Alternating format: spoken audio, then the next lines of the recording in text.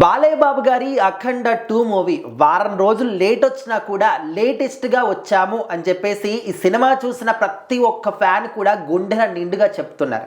So మరి ఆ reviews కావచ్చు, పబ్లిక్ టాక్స్ అంతా కూడా పక్కన పెడితే జెన్యూన్గా సినిమా చూసిన తర్వాత మనం అనుకునేటటువంటి జెన్యూన్ రీజన్స్ ఏంటి, జెన్యూన్ టాక్ ఏంటి? సో ఖచ్చితంగా ఆ బాలయ్య బాబు గారు నట విశ్వరూపం అని చెప్పొచ్చు సినిమా. ఎందుకంటే ఆయన నటనకి మనం ఎన్ని మార్కులు వేసినా తక్కువ. ఎందుకంటే 65 ఏళ్ల వయసులో ఆయన గెటప్ని అంతా వేసుకోవడం, ఆ శూలం పట్టుకోవడం కానీ, సో అది చిన్న మనకి బెండుమొక్క అవ్వచ్చు కానీ అది డూపు ఏదైతే ఉంటుందో శూలం కానీ ఒంటి మీద వేసుకున్న ఆభరణాలు అన్నీ నాట్ అదే ఒరిజినల్ కాకపోవచ్చు కానీ లైట్ వెయిట్ ఉంటాయి. కానీ అవి మొయ్యాలి, అవన్నీ వేసుకుని అన్ని గంటలు షూటింగ్ చేయాలి అంటే అది మామూలు విషయం కాదు.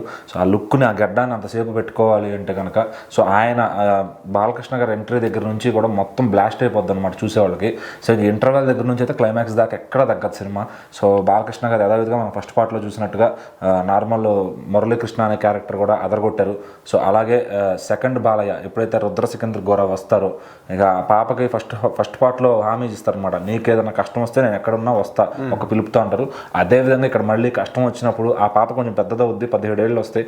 ఆ పాప కష్టం వచ్చినప్పుడు మళ్ళీ రుద్ర సికందర్ గోరా ఎక్కడో గుహల్లో ఉన్న గోరా ఎలా వచ్చాడు, ఎలా ఆ సమస్యను పరిష్కరించాడు, అవతల వాళ్ళకి ఎలా ధైర్యం ఇచ్చాడు, అలాగే వాళ్ళ తల్లిగారు ఎమోషనల్ అంతా కూడా మొత్తం చాలా అంటే డివోషనల్గా అటు మాస్గా మొత్తం పర్ఫార్మెన్స్ కానీ అంతా ఎరక్కొట్టేశారు. ఇంకా తమన్ గారి గురించి చెప్పుకోవాలండి.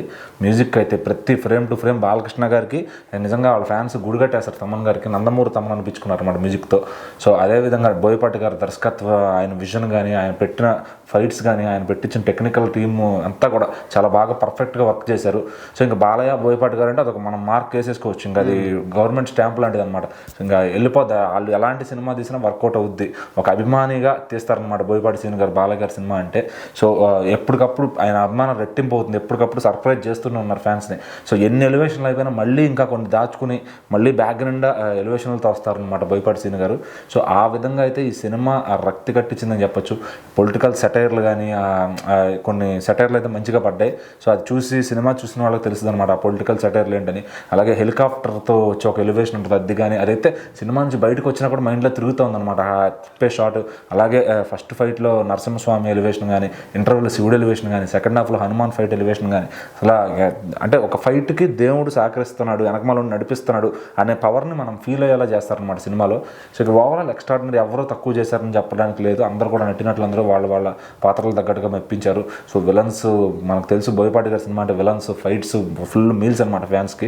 మాస్ ఆడియన్స్ కరువులో ఉన్నారు. మంచి అన్ని వేరే ఎక్స్పెరిమెంటల్ మూవీస్ వస్తుంటే మాస్ ఆడియన్స్కి 4 ఫైట్లు 6 పాటలు కావాలి. అలాంటి వాళ్ళకైతే ఈ సినిమా అదిరిపోద్ది. మరి పాటలు అంటే కమర్షియల్ సాంగ్స్ ఏముండవు, అంత డివోషనల్గా ఎలివేషనల్ బీజిఎమ్స్ అయితే ఉంటాయన్నమాట. సో ఓవరాల్గా బాలకృష్ణ గారి పర్ఫార్మెన్స్ నుంచి సినిమా ఎండింగ్ దాకా ఎక్కడ కూడా అసలు ఇంత కూడా తగ్గలేదు. సో సోషల్ మీడియాలో ఏంటంటే బాలకృష్ణ గారి కొన్ని లీక్ అవుతుంటే సినిమా కావాలని కొంతమంది ట్రాల్ మెటీరియల్ తీసుకొస్తుంటారు, అంటే ఇది కొంచెం అతిగా ఉంది అది ఇది అని చెప్పి. మనం హాలీవుడ్ మూవీస్ చూస్తాం, అవెంజర్స్ అవన్నీ చూస్తే అందులో పెద్ద బిల్డింగులు కూల్చేస్తారు, ఎగరేసి కొడతారు, అవి నమ్మే జనం. మరి ఇక్కడ బాలకృష్ణ గారికి దేవుడు పవర్ వచ్చి ఆయన కొడుతున్నారు అంటే మరి ఎందుకు నమ్మరు? ఇక్కడేమి లాజిక్లెస్గా ఏం తిగల, దేవుడు అనుగ్రహం ఉంటే అసలు దేవుడు అనేవాడు వచ్చి మనసులో ఉండి కొట్టిస్తే ఎట్లా ఉంటుంది అనే విధంగా ఫైట్లు ఉంటాయి. సో అవి నమ్మకపోవడం అనేది, ఆ ఇష్టం ఉండి వెళ్ళకపోవడం అనేది అది వాళ్ళ చాయిస్ అనమాట. సో సినిమా అయితే ఓవరాల్గా ఎక్సలెంట్గా ఉంది. ఇంకా ఆ కాంబినేషన్గా జనం వెళ్ళిపోతారు. ఇక సినిమా ఎలా ఉంది ఏంటి అనేది కూడా అనవసరం అనమాట. సో ఓవరాల్గా వెళ్ళిన వాళ్ళకైతే ఫుల్ మీల్స్ దొరుకుతాయి నన్ను అడిగితే. సో మరి ఇక పబ్లిక్ ఎట్లా తీసుకుంటారా, పబ్లిక్ రెస్పాన్స్ అనేది కూడా థియేటర్స్ దగ్గర భారీగా వస్తుంది. ప్రీమియర్ షోల నుంచే కలెక్షన్లు వచ్చి కొత్త మొదలుపెట్టాడు బాలయ్య. సో ఓవరాల్గా క్లోజ్ అయ్యేసరికి ఏ రేంజ్లో కలెక్షన్ చేస్తుంది.